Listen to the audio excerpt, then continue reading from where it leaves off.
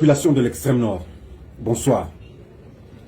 Je voudrais m'adresser à vous d'une façon particulière ce soir pour vous parler du grand meeting qui se prépare et qui aura lieu du côté de Maroua, chez nous, chez vous.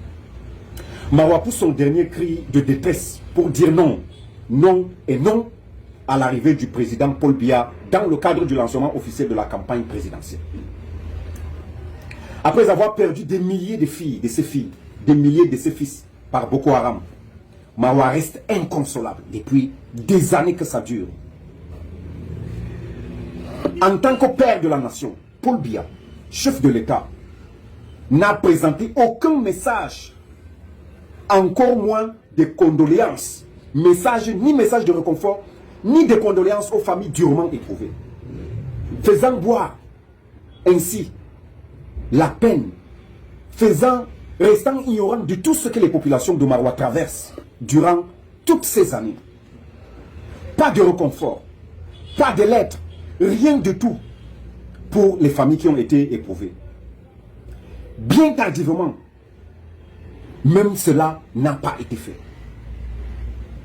L'extrême nord est désormais conscient que Paul Biya n'a besoin que d'une seule chose, son électorat, mais jamais de son développement socio-économique. Parce que depuis que nous sommes avec Boko Haram,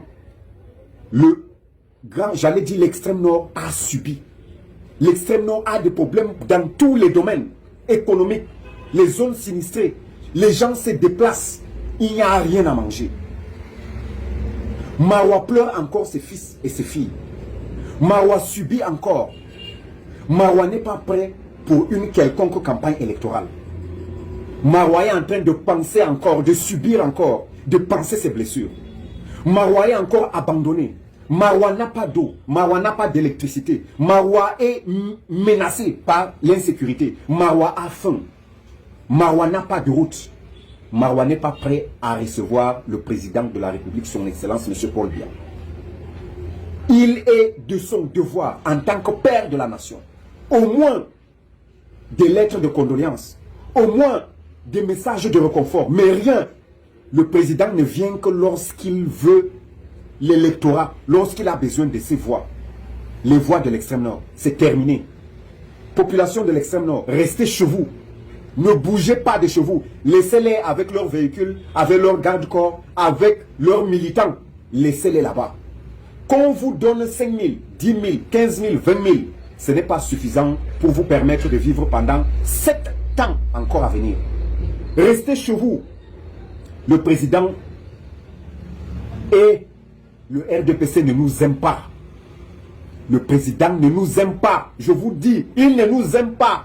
Tout ce qui l'intéresse, c'est nos voix. Après ça, c'est terminé. Depuis qu'il est allé la dernière fois, aucune des annonces, aucune des promesses qu'il nous a tenues n'a été accomplie. Rien n'a été fait. La poussière, l'obscurité, les inondations, les meurtres, l'insécurité, les enlèvements, les routes enclavées. Rien n'a été fait. Rien, absolument rien. Aujourd'hui, c'est encore lui qui vient chez nous pour nous demander quoi? Pour nous promettre quoi? Qu'est-ce qu'il a promis là a d'abord été réalisé? Rien de tout ça. Maroua ne nous aime pas. Voilà pourquoi vous avez suivi le ministre, un certain ministre, qui nous a dit ceci, et je considère ça comme de l'insulte à l'égard de Maroua, de l'extrême nord. C'est de l'insulte. Un ministre qui fait des allégations, qui dit des choses qui n'ont pas de sens.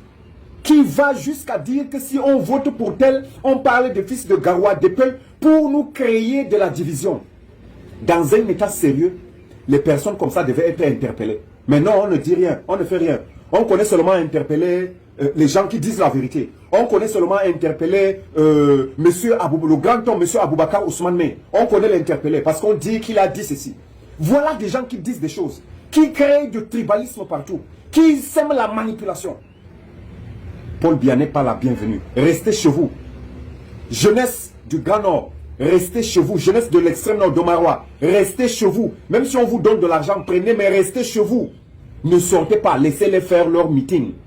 Nous n'avons plus besoin d'eux. Par contre, lorsque un opposant va venir, que ce soit Issa Chiroma ou Bello Bouba, sortez massivement pour leur prouver que non, c'est de ça qu'il s'agit. Nous n'avons pas besoin du président de la République pour venir demander nos voix. Nous sommes en deuil. Nous pleurons nos fils. Nous pleurons nos filles. Nous pleurons la misère. Nous pleurons l'insécurité.